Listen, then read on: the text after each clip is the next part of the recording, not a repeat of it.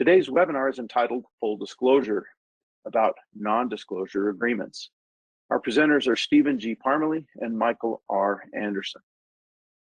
Stephen G. Parmalee has extensive experience in complex patent preparation and prosecution in the United States and abroad, and he has assisted clients with patent portfolio management.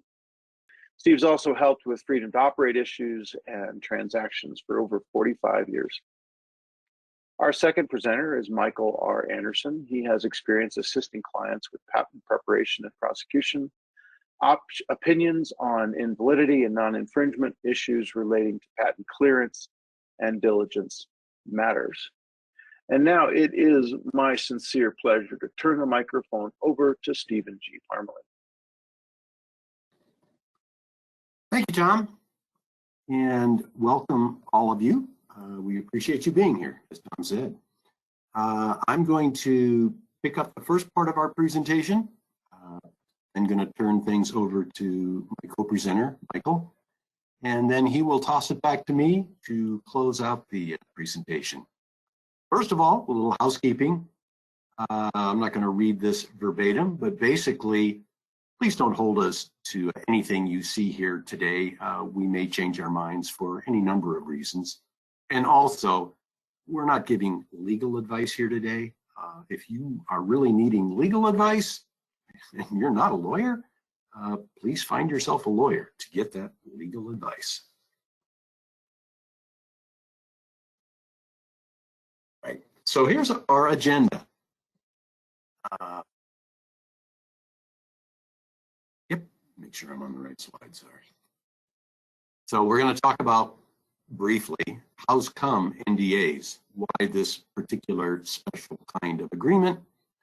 I'm going to pause and consider that this is actually possibly more complicated than many people think. The way we're going to work our way through some of those complications is using the who, what, where, when, how, and why paradigm. And then we're going to address miscellaneous oddities. And oh boy, are there a lot of oddities to consider. So how come NDAs? It's pretty fundamental. It's to keep a secret. More specifically, you're trying to prevent someone else, some other party, always human beings at the end of the day, but it can be legal entities of some kind as well. You want to prevent them from at least further disclosing the secret without permission, and often from exploiting that secret. Another reason sometimes people do this isn't they're not so concerned about that, but they want to maintain a window of time within which to file a patent application, particularly in places where absolute novelty is the rule. There can be other reasons, but that's the main reason why basically an NDA is brought to the table. Now, absolutely, you can find NDA forms without much effort. Just enter non-disclosure agreement or NDA into Google, for example, and lots and lots of things pop up. Some for free, some for pay, some are as they are, some are customizable. Lots and lots and lots of stuff out there. In practice, many practitioners or in-house operations have one NDA form, and that's the one they use for just about any setting. They may have 2 forms. They may have 4 forms, but often it's kind of in the low numbers. Now, to some extent, that's not unreasonable on its face, because particularly for an in-house operation, the factual scenario and the concerns, the business drivers, often are staying the same. The smaller the company, kind of the more that's true. And so the more reasonable it can be to say, here's our NDA. But the bigger the operation, or the more varied the business situation, or certainly as the business situation changes over time, or it's which foot is the shoe on? Am I the receiving party or the disclosing party, or both? Those are situations where maybe more forms are appropriate and or a more nuanced consideration. In any event, although that's kind of the case, and in fact, you can find many NDAs that have been signed that are kind of wonky in context. In a practical setting, that kind of works. Honest folks tend to try and be honest. So they know they're supposed to keep something quiet, and they do. They don't necessarily read or adhere to the fine print, or maybe they do, but nevertheless, they try and be honest. And so a problem doesn't even pop up. And most NDAs, like many legal instruments, are never enforced in anger. They're not litigated. So what tends to be kind of a common practice for many people kind of sort of works. And that brings us to our first polling question, Tom.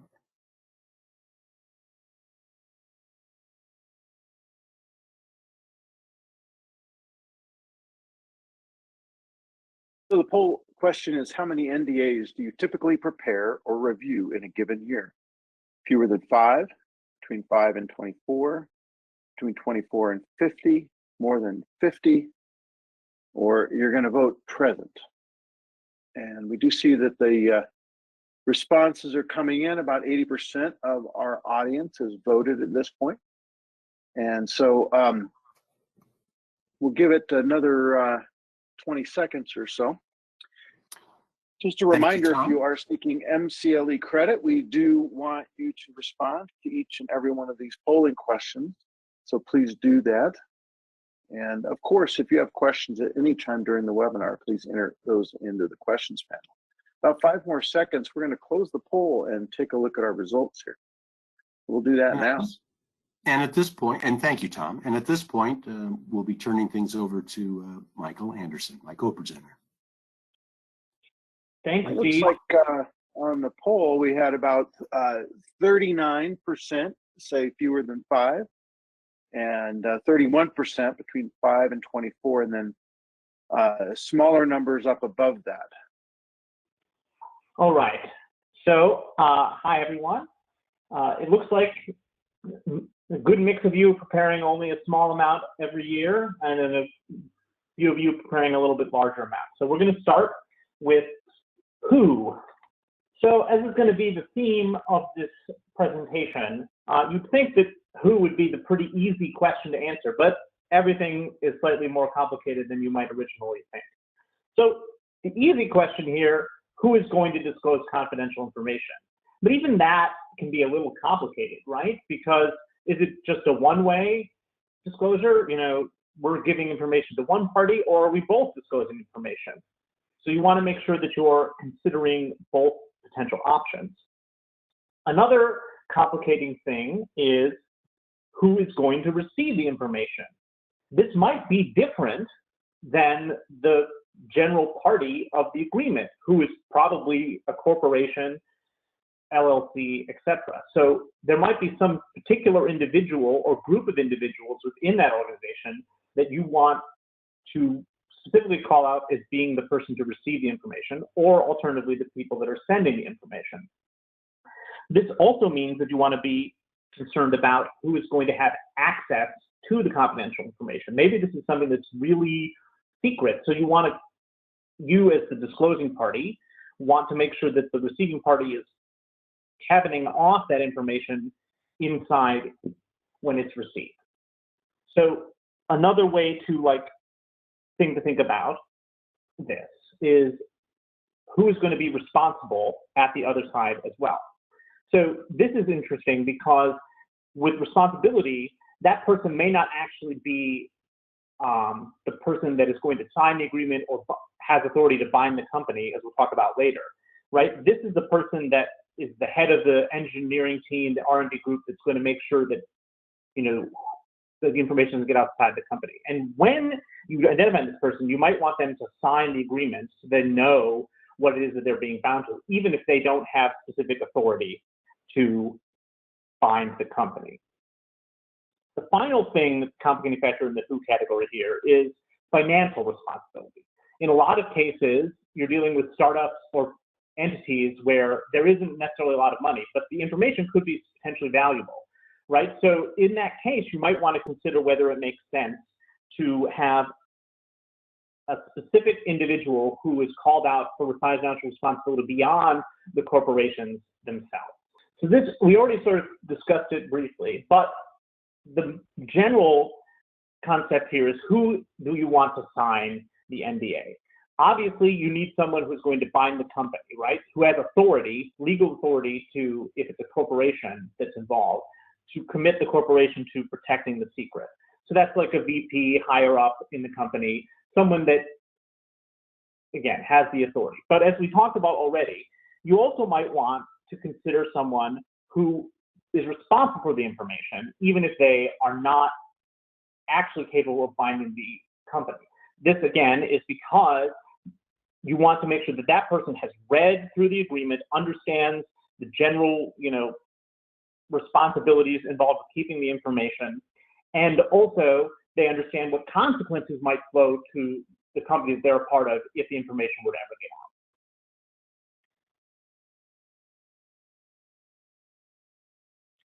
out. All right. What? This, again, might seem like a very easy idea, right? We're just disclosing the information.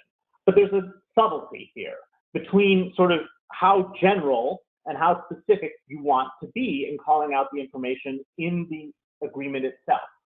And this might be different depending on whether you are the receiving party or the transmitting party. For example, if you're the transmitting party, you might want to be more general and ensure that a larger share of things that could be disclosed to the receiving party are covered. So you might want to be, general information that we disclose to this business during this time window needs to be kept confidential. In contrast, if you're the receiving party, you want to sort of cabin that off, because any information that's subject to the agreement is going to burden you to keep it secret for whatever the terms are, and potentially ups your liability if anything in that would be disclosed. So that's the sort of back and forth there versus general and specific. Beyond just sort of the context of what the information is, you might want to consider what form the information is going to be disclosed in. In today's world, a lot of information is being sent via email, electronic communications, that kind of stuff. That's probably the most thing. But you still might have information that is so secret or so important that it only is going to be disclosed in paper form or transmitted in a physical mailed copy, right? So if that's something you want to consider, you might want to think about that as well. So beyond just sort of the general, what is covered, there are some standard outs, so to speak, things that might relieve you or one party of the obligation to keep things secret. These are pretty normal. So A is just, has the information been publicly known at some time, either, before or afterwards? Is the discovered party creating disclosure, right? So did the person, right? So did we have actually had this knowledge before, right? So we got it from you, but actually it turns out we've known this for a long time. Now that can get complicated, right? So you might want to call out specifically in the agreement what level of proof is going to be necessary to prove up that you've known it before, because you want to make sure that they're not just scamming you. Now, as Steve said earlier, most people are trying to be reasonable here. So it's unlikely that you're going to get into that situation where people are going to try and be problematic in that way, but contracts exist to sort of protect us from the worst case scenarios. Next, if we've learned the material through sort of other means, and then, we've gotten written approval from you to disclose this. So that's pretty easy. Another one that doesn't always get thought about, but is, I think, important is, the court is ordering me to disclose this information because we're involved in some sort of lawsuit or some sort of discovery process.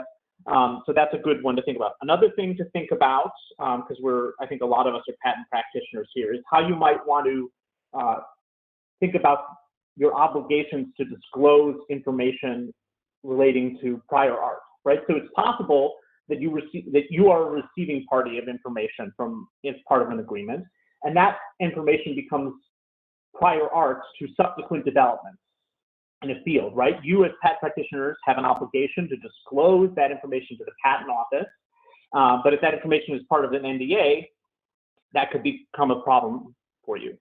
So typically, you're probably going to be okay with patents, though, because the terms of the NDA is usually about 3-ish years, generally, as we'll talk about later.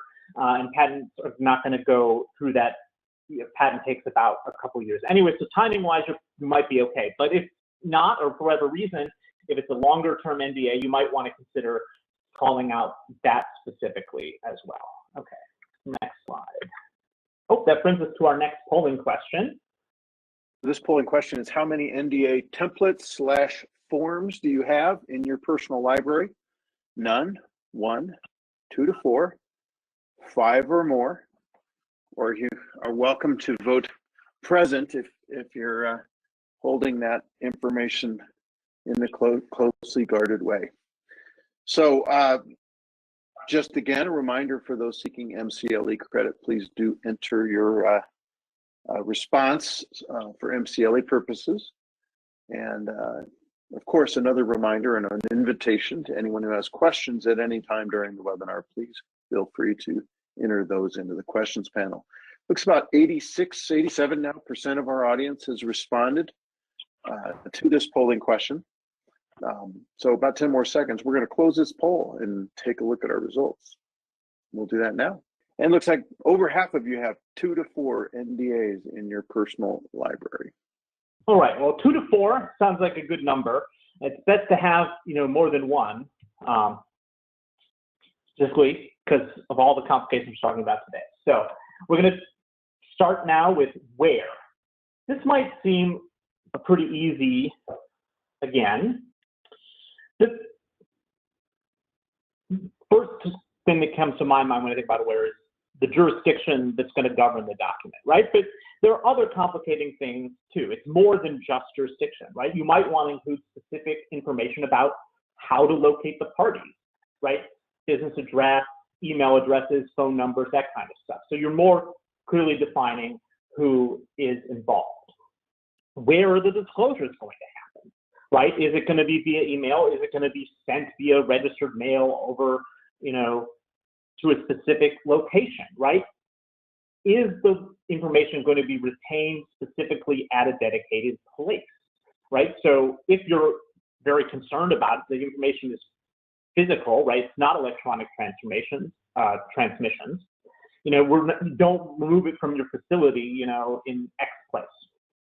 Now, if it is digital, you might want to be a little concerned here about, you need to maintain it on your premises. Well, that could be problematic because in today's world, everything, is backed up in some things of the cloud. Most electronic systems are using, Amazon Web Services, that kind of thing, to host a lot of their systems. You might want to make sure that there's something specifically called out if you're okay with that, that is a reasonable use of the information or a reasonable location to have the information stored. Or you want to make, if it's not going to be reasonable, you want to make sure that you're definitely calling that out. When? So first, when is the NDA going to be signed? Are we going to, sign it, 2 days from now, 3 days? That's pretty easy. Importantly, when does the NDA become effective, right? Does it effective only on the execution date? Does it cover information that we have previously disclosed? That this conversation we had 2 weeks ago, when we sent an email back and forth, we want to bring that into the ambit of this NDA too. That's perfectly reasonable, totally can do that. Another thing to think about with when, and we mentioned this briefly sort of in the what category as well, is that you can actually use the timing aspect to help define what is covered by the NDA, right? So you can say, actually, any information that is only information that is disclosed during this time frame, specific time frame, is subject to cover this NDA. You want to make sure that if you have a provision like that, that it is harmonized appropriately with the any language describing the subject material, right? So you don't have a conflict there between, information that meets this category is covered, but then you also say only information that is covered in this time window is covered. So you want to make sure that there's at least some sort of harmonization between those two clauses if you have them. It's important. The time window idea is important because if this is going to be a multi-years long relationship and stuff going back and forth, you don't want to necessarily bring in stuff that you aren't intending to later on that then creates a problem. You might also want to ensure coverage if you want the NDA to cover a longer term, right? The question is like, how long should the NDA run for materials, right? So does it run from receipt of the material, right? So if the NDA actually is going to cover disclosures that are going back and forth for a longer period of time, over maybe a year plus, right? Is the timeline that the NDA runs going to, run from execution to a date certain, or is it, whatever we disclose, you're going to keep that disclosure secret for 3 years from its receipt? So those are things to think about as well. Another thing to think about is just how long we want the confidentiality period to be in either case. And typically, courts don't like open-ended things. A range of 3-ish years is probably about standard. So if you're going to go beyond that, you want to make sure you're justifying it, right? So this could be like, and the best example is sort of like, the Coca-Cola formula, right? It's been held in confidence for, 50 plus years. No one really knows it. So that would be, we're disclosing this party for whatever reason, and we're going to demand that they keep it confidential for, in perpetuity. So you would have a good justification because, it's been kept secret for so long, but after something like that, you probably want to keep your terms to around 3 years. All right, now we're on to our third polling question. And Steve's going to pick it up when we come back. So the polling question, you want to read it, Steve? Sure. Get my eyeballs working again, Tom. So, third polling question. When is the last time you revised your favorite NDA form or template? So you see some 5 answers. I don't have a favorite. I can't recall revising it. Within the last 2 months, longer than 2 months, or you'd like to practice your skills for the House of Representatives and you'd like to vote present. And a quick reminder again about MCLE credit. Please do respond to each and every one of these polling questions. We are getting a number of questions that have come in, so we appreciate those. And I think Steve's actually already responded to some of them. About 10 more seconds, we're going to close this poll and take a look at our results. We've got about 86% of the audience having, now 87, responded. Let's close the poll and take a look at our results. So kind of a fairly even split. The majority, if you will, 38%, longer than 2 months. So not having to do it super often, but kind of interesting, 22, at least about a fourth of you. So, okay, picking things up, we're going to go into the world of how, as in how are certain things going to get done. So some interesting things here. This first one, how can information be disclosed? The NDA can be specific. It's only going to apply, for example, by its terms to things disclosed in a tangible form. Doesn't want to include anything that's orally transmitted. If you're the receiving party, that's a point of comfort because things that are transmitted orally can become a proof problem later on. The disclosing party says, I told you that and you were supposed to keep it secret. And your response might be, I don't remember hearing that. Or, yeah, you told me, but I didn't understand it to be confidential.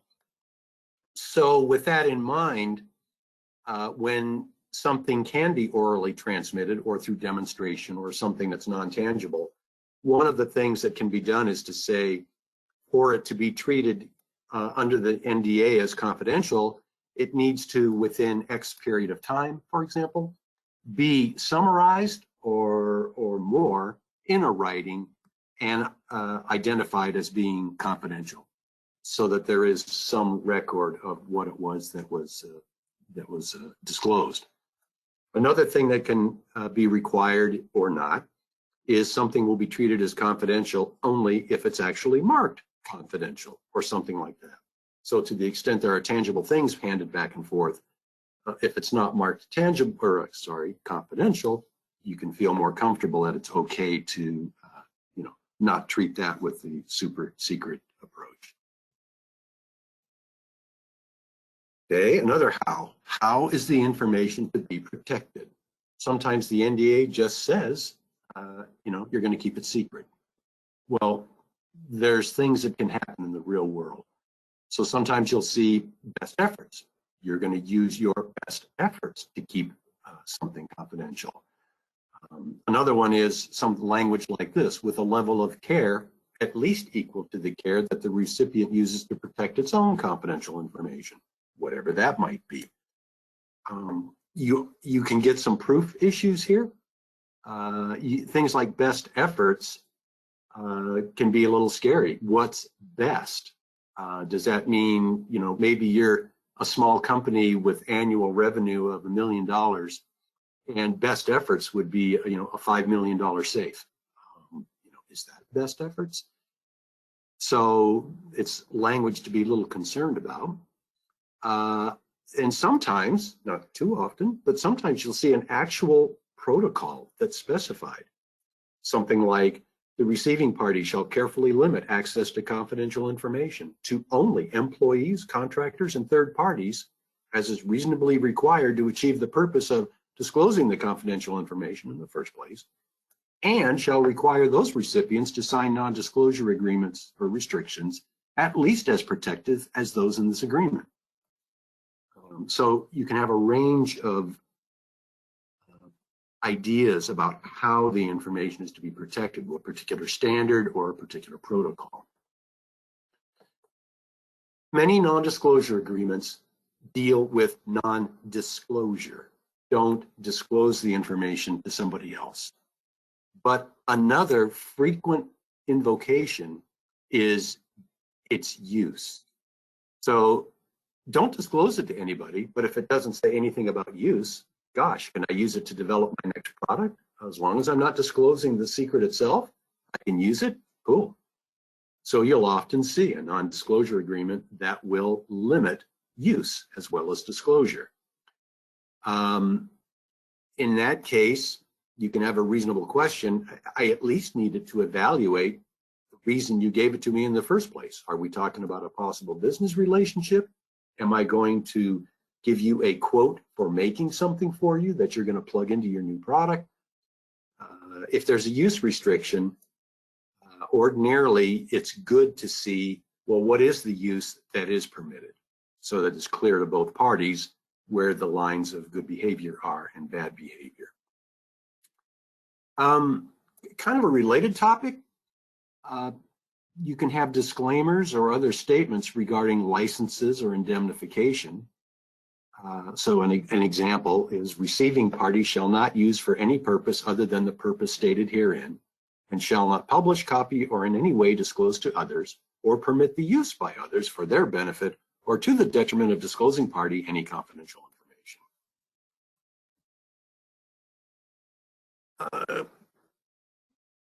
Still in that category of how the information can be used, one thing you'll see sometimes is only specifically named persons can use it, or specifically identified persons, meaning we're not naming them by name, but we may name them by their job description or their job title. So only the chief technology officer is allowed to look at this, for example. Don't have the name of that person, but we've got the office of them. Another interesting use information, or a use control, you sometimes see, and this is for maybe software or something else where the disclosing party is very, very concerned about access and use and control. And so they mandate kind of a check-in, check-out system that, at no time will there be more than this version. There will be no copies. And this version is only going to be accessible to people via a check-in, check-out system. Who's got it? When did they get it? When did they bring it back? Or if copies are allowed, no more than 3 copies are allowed. And these are all going to be numbered, and they're going to be subject to a check-in, check-out system. So we're going to be able to understand who's got it and when they had it. Another how is, what are we going to do with the information when the conclusion of the NDA arrives, especially if there's a use limitation. And typically it's either return it and or destroy it. And the destruction may need to be confirmed. For example, you want a written confirmation from some particular person or job title that, yeah, all originals and all copies have been destroyed. Sometimes a receiving party may say, that's fine, I'll destroy it all, but I do want to keep one copy, and I'll maintain it in confidence, but I want one copy as an archival copy. I'm not going to access it unless and until there's a dispute, for example, about the handling of information. And the reason I want it is to be able to show what it is you gave me, so that if you're trying to say I breached a secret for something that you didn't give me, obviously I'm not responsible for that. So I want an archival copy, a right to keep that. Speaking of breach, how do things work if there is a breach? An interesting one that is the duty to disclose. So in the absence of a clause like this, if there's a breach, well, does the receiving party have to tell the other party? Maybe not, at least not in terms of the agreement. So there can be a duty to disclose set forth in the NDA. An example, if there's an unauthorized disclosure or loss of any of the confidential information by the receiving party or any of its representatives, you's gonna notify us within, in this case, 2 business days, and shall at your own expense take all actions as may be necessary or reasonably requested by us to minimize any damage to us as a result of this. So it places, not only does the agreement say what the obligations are to keep it secret, and may impose some, as we'll talk in a little bit, some penalties if there is a breach, there can be this duty to disclose. We want to know about it if and when it happens. An interesting one that pops up in this day and age, if there is a duty to disclose, is what if you've been subjected to a ransomware attack or another data breach? Did somebody, a third party may, underline may, have the information? Likelihood of them perusing it and getting it and doing anything with it? Don't know. If it's a ransomware attack. If it's a data breach, well, that could be more serious. That could be a foreign actor, a foreign actor even, that is going to peruse the information and look for good things to take out of it that they might be able to use. So you may want to specifically include something like that if you've got a duty to disclose, because it may not be clear that there has been a breach, but there's the potential for it. Okay, so there's been a breach. How do things work? We just saw a provision that, look, if something happens, notify us and take reasonable steps to try to get the horse back in the barn, basically. Do what you can to fix the situation. Maybe it won't be that serious. But a couple of other things that can be included. One is injunctive relief.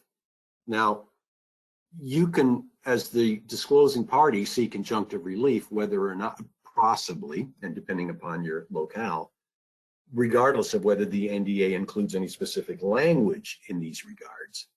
But it can be helpful to have something in the agreement where the receiving party acknowledges that ordinary damages are going to be inadequate to fully remedy a breach, and that they therefore agree and acknowledge that injunctive relief is going to be appropriate if such a thing, and they even agree they won't contest it. That may or may not fly in some states, particularly the preclusion that I'm not going to contest your seeking an injunction. But it's the kind of thing that someone can build in to try to have a more powerful remedy in the event of breach. The next one on this slide, liquidated damages. On the one hand, liquidated damages feels kind of as a right thing in an NDA, because liquidated damages are typically a statement of a particular amount that the other side's going to have to pay if there's a breach of an agreement. And they're particularly appropriate in settings where the ability to measure the extent of the monetary damage is just really hard. Anywhere from impossible to just really hard. So we're both going to agree that if something happens, you at least owe this much. There may be obligations to go beyond that if it can be measured beyond that, or injunctive relief and so forth, but you're going to have to pay this. I'm only aware of folks having seen something like this in a very few NDAs, or at least in the negotiations. So this is not a common thing. And probably as the number that you would fill in goes up, the more likely that the other side may, hey, maybe I don't want to receive your confidential information. Or what is it that's particularly sensitive to you? Don't give me that. Maybe I don't need that. And give me your lesser crazy important stuff, and let's get rid of this liquidated damages thing.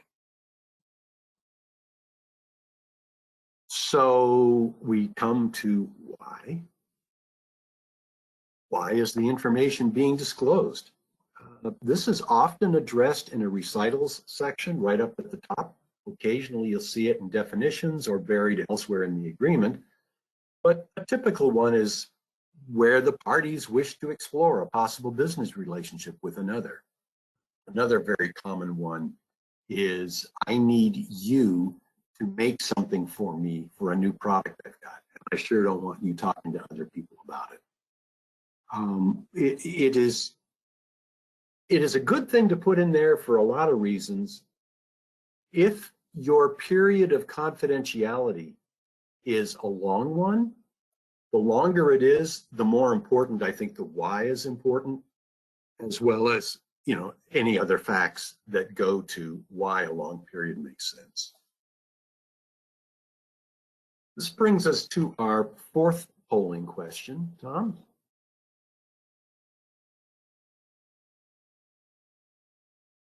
So the question is, when you prepare an NDA, and then the responses are, you are usually representing the disclosing party, you are usually representing the receiving party, you are usually representing a party in a mutual NDA.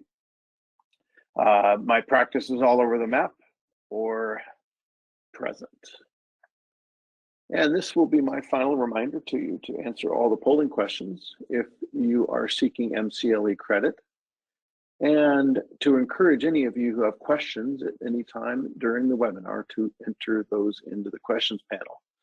We have no shortage of questions, which is fantastic. So Steve, I'll look forward to hearing you and Michael respond to those in just a moment. 10 more seconds and we'll close our poll and take a look at the results. And here you have it.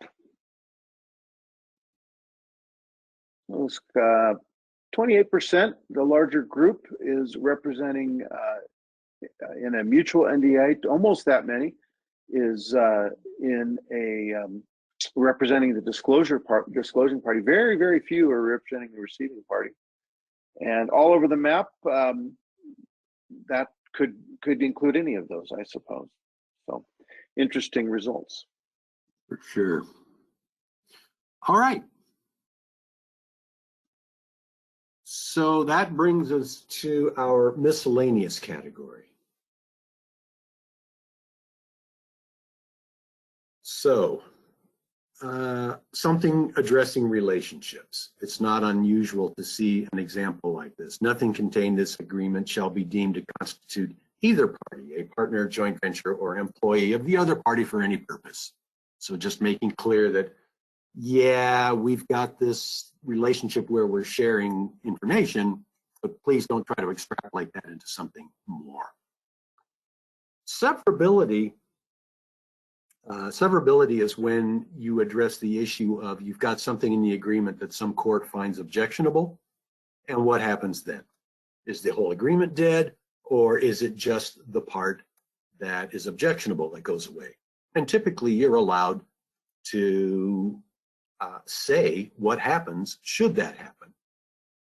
And there is no one perfect answer to that, to always allow severability or to always insist that if something goes down, the whole agreement goes down. If the whole agreement goes down, if that's the intent, then it's a good idea probably to have additional information that says all the information shall be immediately returned. Nothing kept, destroy anything, any remnants, and so that so for example, the court says the term of confidentiality is objectionably long. The agreement, instead of saying, well, we sever that out, and so now what is it? It just has no particular term. So now the court's going to have to figure that out, maybe. So the agreement can say, well, no, then this thing just dies. It goes back to square one. The receiving party gives everything back to the disclosing party, and we just reset to zero. So again, there isn't a perfect one-size-fits-all on severability. It's kind of like, who are you? What's your situation? And what is it that might be objectionable? And what do you care if that goes down? So integration, example here, this agreement expresses the complete understanding of the parties with respect to the subject matter, supersedes all prior proposals, agreements, representations, and understandings. By the way, this can't be amended except in writing signed by both parties. To the extent that written requirement is there, you may want to specifically, or you may see that the signing authority is limited. So it's not just the custodian who signs and says, yeah, I'm getting this delivered to the back door at night. Sure, I'll sign the agreement saying this is going to be kept in confidence. May not want that to happen if you're the receiving party. And this kind of integration, particularly in a situation where there are multiple serial NDAs, maybe the receiving party is trying to keep a handle on things. So I don't want to keep track of 5 different NDAs that I've signed into with you. So as a starting position, all of that just collapses into this. What do you say? And the other side may say, no. We're going to have some exceptions to the integration, but it's an appropriate discussion to have so that everybody understands what the situation is, should there be prior agreements. And of course, complete understanding with respect to prior proposals and agreements and representations and understandings, there's nothing there that says those prior things need to be in writing. So another reason why a provision like this is good is to preclude a situation where the disclosing party says, yeah, there's the NDA, fine, but we had a previous understanding regarding this other thing, and you've breached that understanding, and I'm unhappy about it. If the disclosing party can point to an integration clause like this, they can say, I'm not sure what you're talking about, but it doesn't matter because we're only going to look at the NDA. It's the only thing that matters. A waiver provision, and basically that's the failure to exercise any right that you have in the NDA is not considered a waiver of any prior or subsequent rights. So say there is a small technical breach regarding disclosure. Somebody admits that over the dinner table, they explained a high-level view of the information to their spouse. And then they come forth and realize that was wrong. They contact the disclosing party. The disclosing party is satisfied that, okay, nothing really bad happened. They understand the situation and are going to do better in the future. And the spouse has signed a non-disclosure agreement as well. So all is okay. So they waived that breach. This is just saying the fact that we did that doesn't affect or impact how any future breach might be treated by us. Arbitration. Practitioners and certainly clients, are often, well, there's going to be people that are ambivalent, but are often either in favor of arbitration or don't like it. And of course, one reason to like it is they hope that it's A, cheaper than certainly litigation, or B, fast.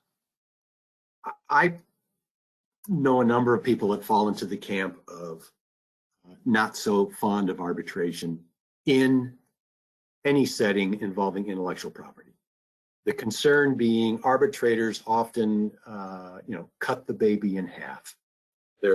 Neither side's going to be real happy with the result, but they can call it a done deal and carry on with life. And for a lot of things, that works. But when you try to give an incomplete solution to both sides, and you're talking about something mushy like confidential information, that can be nasty. And so, a lot of people just don't want to see arbitration rather than, what are the terms and conditions of it. But again, there are fans of it, and it may be something that needs to be negotiated and discussed. You kind of get jurisdiction and venue. You at least see parties both, if fussing over, I'd like it to be in my state, not your state, or my country, not your country. And also, okay, where we would litigate the dispute is one thing, excuse me, but the state laws that we're going to apply or the country laws that we're going to apply may be different. I don't think there's a perfect answer to that. Once you get beyond my home court kind of thing, state by state, it can be a function of, well, do I have particular provisions that give me concern?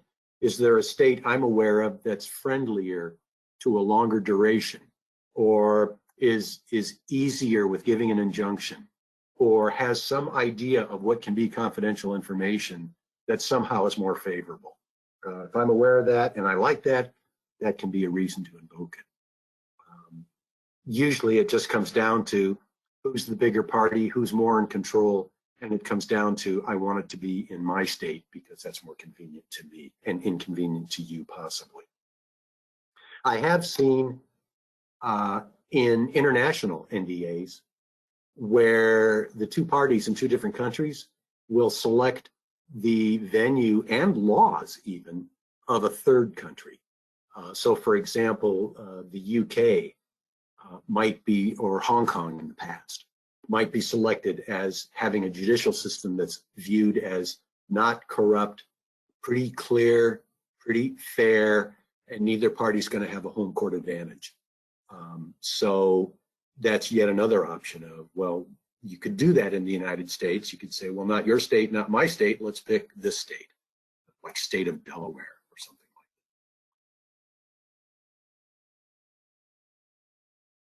that. Reverse engineering. So if there is a prohibition against use, maybe that covers reverse engineering, maybe it doesn't. If that concerns you, then a clear prohibition against reverse engineering can certainly come into play. And basically, you've kind of got a hierarchy of secrets. I'm going to show you something, and you have to keep that secret. But inside that secret are more secrets, and I don't want you working to figure out what they are. So for example, if we're talking software, I'm going to give you my code. You can run the code, but do not decompile it. Don't try to figure out what's in there. Auditing rights. You don't typically see that because what is it that you're even going to audit? But when there are things that are auditable, you can see a provision like this. So one example would be, first of all, the non-disclosure period might run for quite a while. And the period of time in which I can give you stuff maybe runs for a while. And let's say I have restrictions on who can receive it, who can have it, for what purpose, maybe a check-in, check-out system. Those are things that I potentially could come in and audit. let me see what you've actually done. You could also audit a use requirement. That would be pretty invasive, and you might want to set out, how is that even going to work? You might even get to the point of a third party who would come in and do the audit, because the receiving party has secrets they don't want to share with the disclosing party. So the third party, they sign an NDA, they come in, they can do the audit. Basically, a lot of the same kind of things you would see in any audit provision that might be generally stated or very specifically stated. Those are all things that could be applicable in an NDA. I've got the statement post-disclosure audits versus pre-disclosure audits. The pre-disclosure audit, when I've seen that, it has been in the context of, this idea of use your best efforts to protect your own. You're going to protect our information using your best efforts or your normal efforts. I want to know what those normal efforts are. So I'm going to come in and visit with you and audit your situation so I understand more exactly how you're going to treat my information, what you're going to do to protect it. Do you actually lock the doors at night when you leave? Do you have clean desk policies? Are you going to, how do you protect your software? Yada, yada. Whatever it is that might be applicable, you go in first and understand that. Next one is not taking up space on the slide, but it can sure take up a lot of space in a discussion.